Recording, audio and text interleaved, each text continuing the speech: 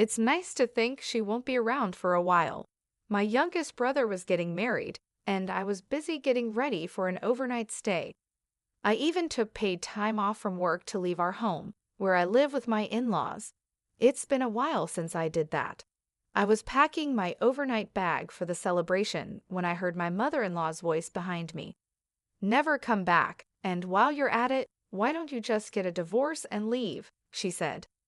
"Sure, as you wish," I responded calmly and accepted her spite with a quiet smile. Leaving her sneering taunts behind, I stepped out of the house. Before I got too far, I said goodbye to our home. "Thank you for everything. It's been a long time." I don't remember ever being looked after by my mother-in-law, but somehow I felt very lighthearted. I pulled along a slightly oversized suitcase, rushing to where my beloved family awaited. I'll be staying at the hotel for 3 nights and 4 days. What comes after that remains a secret. My mother-in-law doesn't know that I will never return as a resident of this house. I'm Michelle Williams, a 53-year-old part-timer. While working at an office, I also manage our busy household. My husband Daniel and I are the same age, and our marriage has lasted over 31 years. It was an arranged meeting recommended by an acquaintance, but we're a couple who share similar values and get along well. The only loneliness comes from Daniel's job as a sailor. He works for a shipping company and can be away from home for over a year at times. Still, our relationship is good, and we are blessed with a son. We live in a house with my in-laws until recently. I was mainly responsible for taking care of my husband's grandmother, who lived with us. I used my income to hire a caregiver during the day. After that, I took care of her mostly by myself. This went on until my grandmother-in-law passed away. Michelle, thank you for everything over the years. Grandma must have been happy too. She was grateful to you until the end, Daniel said, his kind words bringing tears to my eyes. Surrounded by children to great-grandchildren, my grandmother-in-law was well cared for. In her younger days, when I was new to household tasks, she taught me how to live properly. She was kind and fun, though strict at times, and seemed to laugh most of the time. Thanks to her, I could keep my job from my younger days and work part-time even during caregiving. Despite caregiving being a significant burden, now that it's over, I find myself cherishing those days with nostalgia. I never imagined that the environment around me would change so drastically right after that. Daniel, due to his job on the ship, often has to be away from home for long periods. I'm proud of him for his important work in American logistics, but living with my in-laws puts me at a disadvantage. The moment my grandmother-in-law passed away, my mother-in-law's attitude changed dramatically. Previously, she would try to appease me with sweet talk while dumping all the caregiving responsibilities on me. But as soon as the caregiving ended, she began to disregard me. When she went out, she would deliberately exclude me from the souvenirs, and when we passed each other in the house, she would bump into me on purpose. Her overly hostile behavior was so shocking that I couldn't help but be surprised before feeling disgusted. Moreover, my son Adam, who happened to be visiting, said something to me. "Hey, Grandma started saying nasty things again. It's an old story, but when Adam was just 5 or 6 years old, there was a significant incident with my mother-in-law. She filled Adam with baseless accusations against me, and upset, Adam reported this to the whole family. Your mom is cheating. She's going to leave you eventually. That woman is no good. She doesn't work, and she's all bad. Your dad hates her too. That's why he doesn't come home. You got that?" I was shocked to learn she had been teaching him such lies. I wasn't cheating, and despite working every day and doing household chores, I was truly busy. Moreover, the reason Daniel was absent was genuinely because of work. That's such a joke. It's ridiculous to take it seriously anyway. Such a small kid won't understand anything, my mother-in-law sulked, and my father-in-law was also furious about it. I was too busy comforting a sad Adam to worry about anything else. Later, when Daniel came home, I felt relieved as he changed his demeanor and scolded my mother-in-law. Now, let's return to the present. Daniel is currently away for work. Maybe because of that, my mother-in-law seems to be taking full advantage. You'd think she'd have more free time now that the caregiving is over, but instead, she keeps me very busy. She frequently hands me complicated recipes to cook and demands a thorough cleaning. Just the other day, she invited the neighborhood ladies over, and they watched a marathon of dramas. I thought they were just enjoying themselves, but I ended up having to clean up the messy room full of snack wrappers and drink spills right during the busiest time before dinner. It added unnecessary work, and I was understandably irritated. Really, you're such a drag. Aren't you done yet? Hurry up and get dinner ready, she'd say while I was sweating from cleaning up. But come dinner time, she wouldn't even sit at the table, claiming she was full from the snacks. I was utterly exasperated. Then Adam complained to me. She says she doesn't like you and that you should disappear. I'm going back home. I feel sick. Wouldn't it be better if we lived separately from Grandma? I think Dad would understand too. I calmed down an upset Adam and drove him to the station for his return trip. Of course, I couldn't let things continue like this. Soon, I'll need to have a serious talk with Daniel. The day after Adam left, I was troubled, not by my mother-in-law, but by something else. Suddenly, I started feeling unwell. My limbs were cold, yet my face would suddenly heat up, and I'd break out in a sweat. It seems like today my symptoms of menopause were particularly severe. I've been feeling oddly unwell since last year, and the doctors told me it's menopause. Right now, they're just watching how it goes, with no medication yet, but some days can be tough. Maybe the stress from what I heard about my mother-in-law's behavior is getting to me. By evening, my condition worsened, and I was lying down in my room. Hey, what are you sleeping for? Dinner. I could hear my mother-in-law stomping towards me. I had such a headache that it was hard to even get up, let alone deal with her. I thought about pretending to be asleep, but she suddenly yanked off the blanket, and I reluctantly sat up. Dinner. She clapped her hands as she demanded dinner. If she wants dinner, she should make it herself. Why does she always expect me to do it as if she's someone special? My grandmother-in-law used to manage the kitchen, but lately it's only been me cooking. My mother-in-law only steps into the kitchen when Daniel is home, and even then, she barely does more than arrange the plates. Maybe she can't cook at all. I'm feeling unwell. I think it's menopause, but I really can't do the housework today. Please, can you make dinner today? I managed to say, feeling utterly tired. My mother-in-law had severe menopause symptoms herself. I had already moved in with them and had my fair share of her snapping at me, so there's no doubt about it. I thought she'd understand the pain if I mentioned it was menopause. However, her reaction was the exact opposite of what I had hoped for. With a snort, she suddenly turned a bag over my head. What? I let out a small scream as something showered down on me in the dim room. Just waking from sleep and feeling sick, I couldn't tell what it was at first. A moment later, I realized it was the smell of potatoes. The bag she turned upside down was nearly empty, but she had sprinkled me with snack crumbs. The sheer unexpectedness of it left me dumbfounded for a moment. Don't be lazy, she said with a click of her tongue, and then left the room. Here I was, bedridden and in pain, being yelled at. I almost felt like clicking my tongue back at her. How could she do something like this? Rather than anger, it was a bizarre sensation, like seeing some rare animal. I felt sure that my limit was nearing. About half a year later, I had taken some paid leave from work and was preparing for a trip. It was for my younger brother's wedding. He had been living with his girlfriend for a few years, and they were finally tying the knot. Their home is in Michigan, and they wanted to have the wedding there. Since it's quite far from here, I booked a hotel for a 3-night, 4-day stay. I decided to take the trip and participate overnight. My younger brother offered to cover the hotel costs, but I declined. Since the date of the ceremony was set according to my schedule, I wanted to pay for it myself.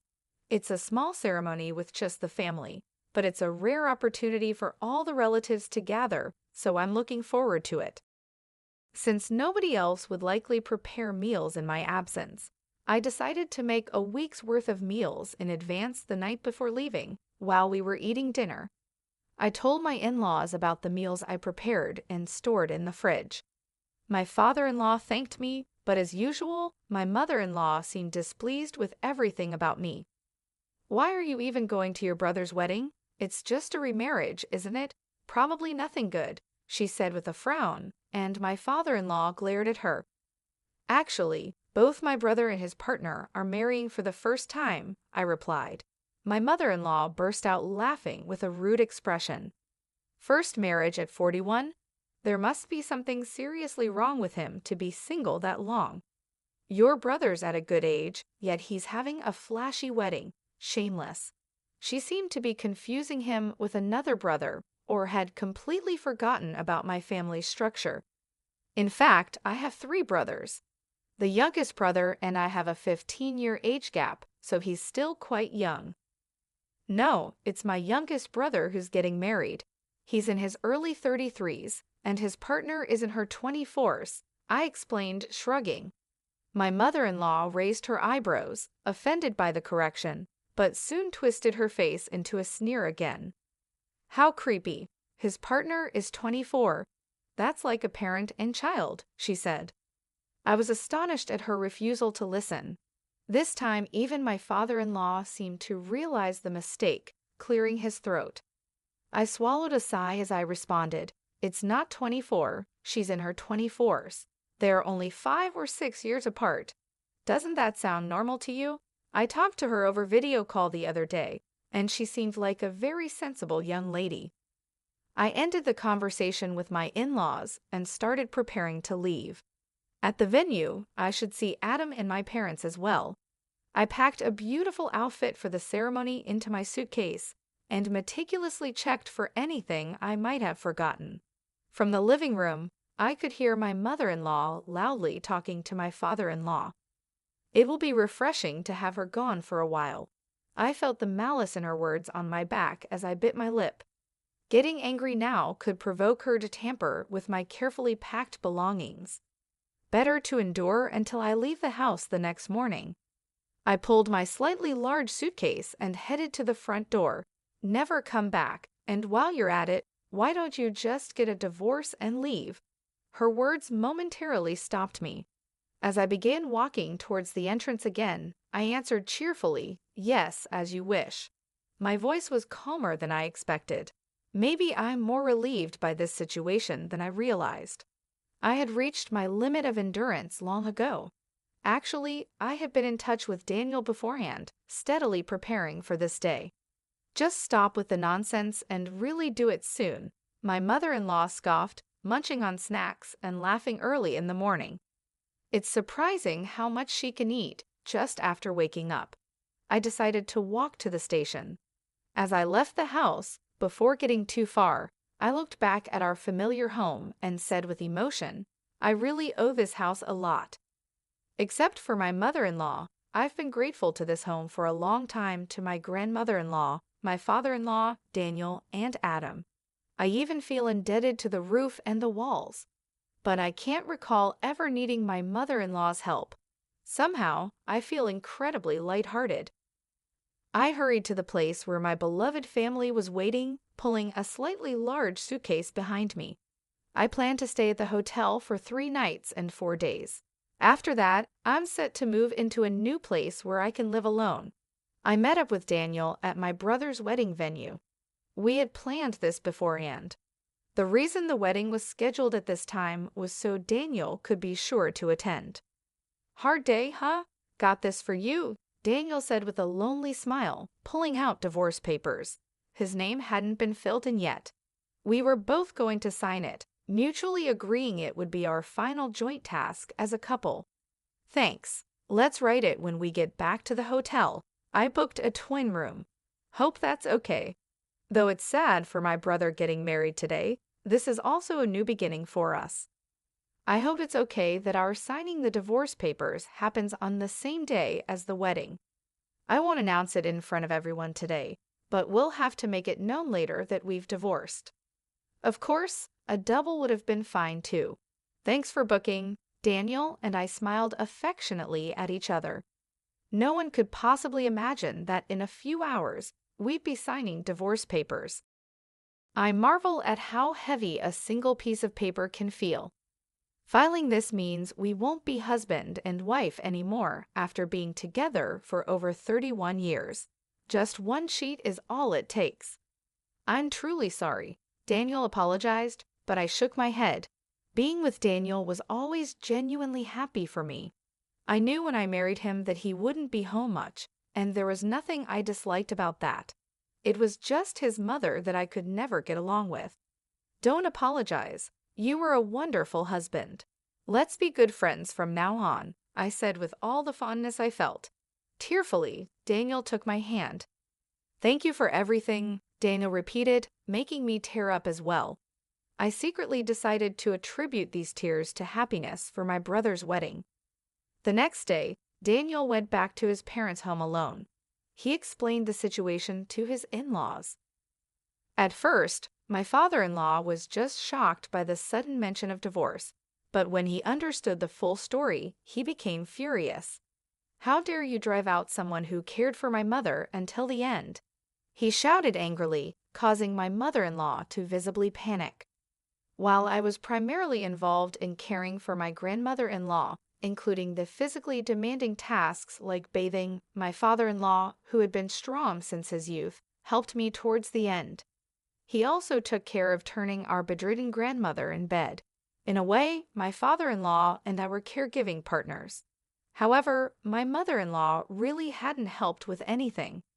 It seems my father-in-law had been silently resentful about this. You've been terrible at housework ever since you married into the family. I kept quiet because you gave birth to our son, but you used my mother's leniency as an excuse to avoid helping out. You're nothing like Michelle, who did everything. His grievances escalated. My mother-in-law tried to retort when compared to me, but my father-in-law started speaking before she could get a word in. It should have been you who left. To think we lost a hard-working daughter-in-law like that. Do you have any idea how much luxury Michelle's salary provided us? You haven't earned a single penny. Mentioning money put my mother-in-law in a weak position. She had never worked outside the home. The household expenses, including what my in-laws used, were covered by Daniel. Being a sailor, Daniel earned a good salary, and my in-laws converted all their pension into pocket money. Honestly, our family was wealthy. The costs related to the children or my grandmother-in-law's care could actually be covered by Daniel's earnings. Yet I worked because working was fulfilling for me. That's why I had no problem using my earnings for the family. I gave trips and theater tickets to my in-laws, and for birthdays, I treated them to upscale dining. Truthfully, these gifts were also investments in securing some time for myself. It's not too late, Daniel. Go apologize now and ask Michelle to marry you again, my father-in-law finally said. Realizing how precarious her position was, my mother-in-law was utterly distraught. But it was too late. She couldn't prevent the consequences of her actions from coming back to haunt her. This is the house I built. You leave. My father-in-law, finally enraged, began to drive my mother-in-law out. Understandably, she resisted vehemently, screaming and scratching at her hair in frustration. As she raised her voice in anger, she began clawing at her hair, repeating how frustrated she was. This sight was bizarre and apparently quite frightening. No, I won't leave. I won't divorce. How am I supposed to live alone at this age? In the end, she cried out in resistance, but she was no match for my physically imposing father-in-law, who dragged her out of the house. He firmly shut the door and even locked it. My mother-in-law clung to the front door, crying loudly enough that the neighbors, shocked by the commotion, called the police. Reluctantly, my father-in-law opened the door when approached by the police, but his anger did not subside for several days afterward. My mother-in-law and father-in-law lived as if they were separated within the same house. They didn't speak a word to each other and avoided even looking at each other. Whenever my father-in-law entered the same room, my mother-in-law would flee in fear. Such a life couldn't continue, and ultimately, my father-in-law called his daughter, who lived far away, to hold a family meeting. "I'm going to divorce her," he declared. But his daughter showed sympathy for my mother-in-law and opposed the idea, making the discussion difficult. Daniel then detailed the situation, confirming each instance of harassment I had endured. She had even lied to our son, trying to turn him against me. Daniel presented emails he had asked our son to write, recalling those times as evidence. He also spoke about the suffering I endured during my menopause. To this point, my father-in-law, who had witnessed it, expressed his disapproval. I hadn't known, but he had told my mother-in-law to stop such behavior. He had advised her to apologize, but she hadn't followed through. And now this incident. She had unfairly criticized my brother and mockingly told me to divorce and leave. All this happened while Daniel was away, and she acted differently in front of him. Daniel added that I had managed all the household chores and, along with the caregiver, had cared for my grandmother-in-law. In that situation, how would you feel if your husband's mother did the same to you? And if your father-in-law got angry on your behalf, whose side would you take? When Daniel posed this question, his sister fell silent. Seeing this, my mother-in-law became furiously upset. "Are you betraying me too, after all I did by giving birth to you?" Hearing this, she didn't claim to have raised them. I ironically admired her honesty. I had always asked Daniel about this. It was mostly our grandmother who took care of my sister and me. Mom was always out with neighbors. Perhaps remembering her past, his sister looked at my mother-in-law with contempt after hearing about the bullying. In the end, the only working housewives in this house were my grandmother-in-law, whom I cared for until the end, and myself. My mother-in-law was indeed the mother who had given birth to 3 children, but when it came to housework, she mostly just wanted to reap the benefits without doing much work. By reflecting on this, her habitual negligence was finally noticed by the family, completely undermining her position. Realizing her situation, my mother-in-law stopped her tirades and began to sob. In the end, it was decided not to divorce out of pity, but my father-in-law is considering separating from her. Upon hearing this, I expressed my desire to meet with my father-in-law. All these events after my departure were relayed to me by Daniel. If Dad was going to get so angry now, he should have helped Michelle from the start. But then again, what can I say when I wasn't there? Daniel sighed despondently, sipping his hot coffee. We were in our favorite cafe, a place we had liked since our younger days. Daniel ordered a coffee, and I chose a soft drink, which I hadn't had in a very long time. As I finished hearing about my mother-in-law's disgraceful behavior, I smiled softly. Don't be too hard on yourself. You were away because of your job, right? It's an important job. There are many people who rely on you. I understand that. My words of encouragement weren't false. Daniel's job is admirable, being a sailor supporting people's lives by working in maritime shipping, sometimes away for years at a time. I think that's incredible. That's why I've been putting up with it, but I'm sorry for this time. I still like and respect you, but I just couldn't bear being family with your parents anymore. I finally managed to say the words that had been stuck in my chest for so long. Daniel looked a bit sad, but nodded in understanding. He didn't blindly side with his parents just because they were his family. He understood the situation fairly, which made me incredibly happy. I couldn't help but smile broadly, and Daniel looked at me as if dazzled. I only heard about what Daniel was feeling at that moment much later. He said he thought, "Oh, she's beautiful." Your smile was more radiant than ever before. To me at that moment, Daniel also seemed sweeter than ever before. Now, back to the story. The day after I met Daniel at the cafe, I met with his father with Daniel's cooperation. It was time for the final act of my revenge. When Daniel's father arrived at the cafe, He was dressed a bit more stylishly than usual since he was going out. After some small talk about the weather, I quickly brought up the main topic. I heard from Daniel that you're considering separating from your wife. It's fine while you're still healthy, but it'll be tough on your own later, right?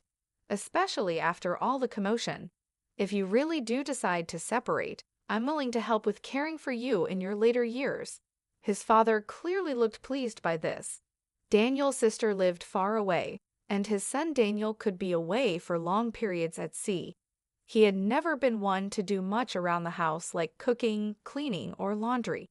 He would surely appreciate my help, having taken care of his mother until the end. Of course, I'll separate from her. No, wait, maybe it's better to divorce, he said, furrowing his brow and crossing his arms.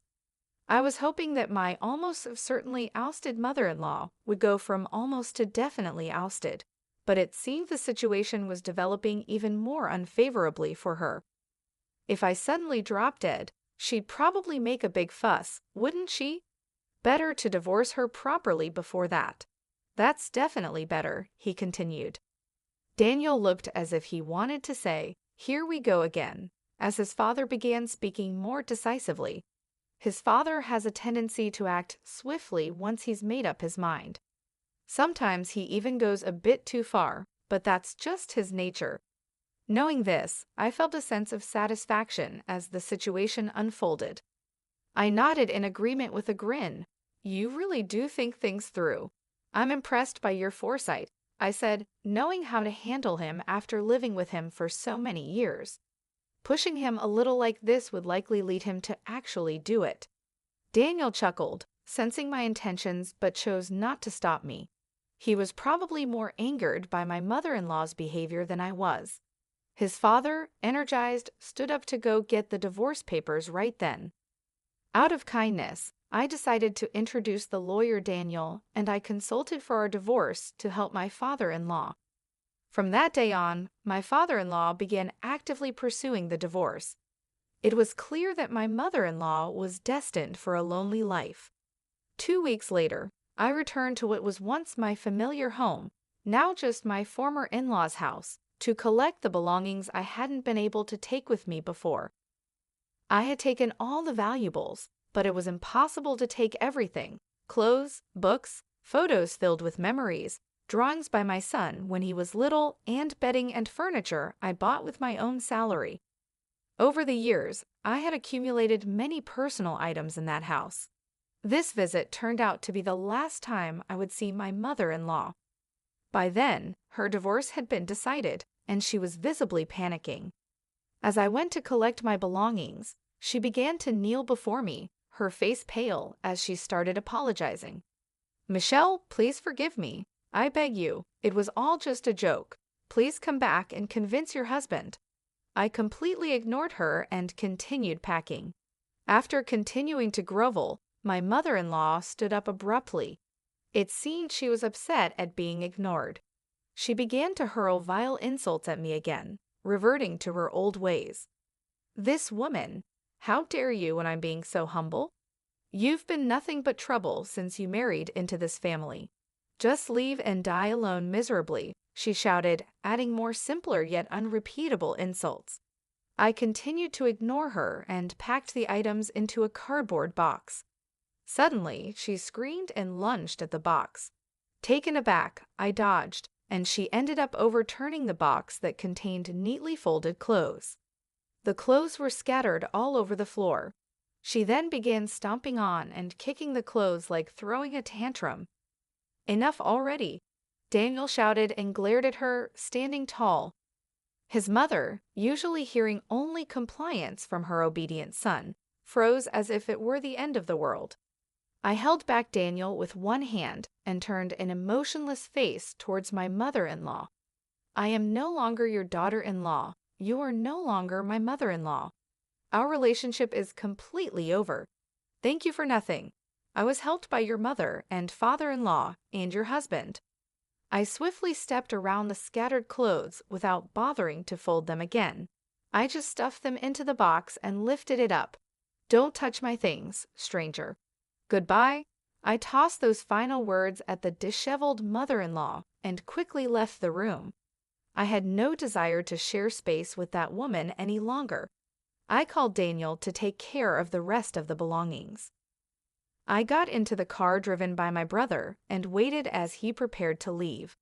I could still hear my mother-in-law shrieking from inside the house, but listening to her was a waste of time. After we left, I heard she continued to beat her own head and wailed terribly. As far as I was concerned, there was never a chance for reconciliation, but it seemed she deeply regretted cutting off her last hope. But her regrets were too late to matter to anyone. About a month later, my mother-in-law was finally evicted from the house and began living alone in a modest place. Daniel occasionally visits his mother to check on her well-being, as does his sister. I've heard that my mother-in-law now lives in her old clothes, substituting them for pajamas, and doesn't even bother to take a shower regularly. Apart from shopping, she hardly goes outside, spending her days eating fast food and budget snacks while lamenting her impoverished life. Apparently, she did split some assets with my father-in-law during the divorce, but sadly, it wasn't a significant amount, and she's living with financial insecurity in her old age. I don't know about my sister, but I'm not giving her any support. That's obvious, right? Daniel told me this with a shrug. As a well-paid sailor, Daniel was always a source of pride for his mother. She never expected to be completely cut off by her own son. All this was because she constantly disregarded me, the wife her son chose. And yet, the irony is that she herself had said, "Never come back, and just get a divorce and leave." Now she's the one who can't ever come back. It's exactly like the saying, "Curses return upon the heads of those that curse." She should have been prepared to face her own misfortunes if she wished ill on others. 5 years after the divorce, I'm enjoying a peaceful life alone with my cat in an apartment about a 25-minute drive from what used to be my in-laws' home. I found this place after looking for somewhere convenient for commuting to work. The rental is pet-friendly and welcomes animals. It's a lovely place with good sunlight. I still visit my former father-in-law's home once a week to cook him various dishes. Our relationship has improved since the divorce. My sister-in-law, who lives far away, can hardly look me in the eye, given how much I still help out. Daniel and I still keep in touch. In fact, when he returns from his long sea voyages, we make sure to go on dates. It's almost like we're courting each other anew. We go to movies, visit museums, and despite being somewhat new at this, our relationship feels fresh and exciting. We spend hours on the phone and exchange messages, finding it surprisingly enjoyable. Adam, who visits us on his days off, jokes about our fake divorce, saying, "You two just went back to being lovers, didn't you?" But the truth is, Daniel and I never were lovers before. Our marriage was arranged, and we never really had a period of romance. So now, it's like I'm building a romantic relationship with him for the first time. We even have a secret pact. If we ever find ourselves completely free from having to deal with his mother, whether she passes away, moves in with his sister, or goes into a facility, then we'll remarry. Daniel suggests that this would be when no more welfare checks on his mother are necessary. Discussions about whether his sister and her husband will start living with her or place her in a facility have already begun. Our reunion might not be so far off after all. After more than 31 years together and now nearing our 55s, it feels somewhat embarrassing to talk about this, but I'm thrilled at the prospect of experiencing true love with Daniel, whom I've always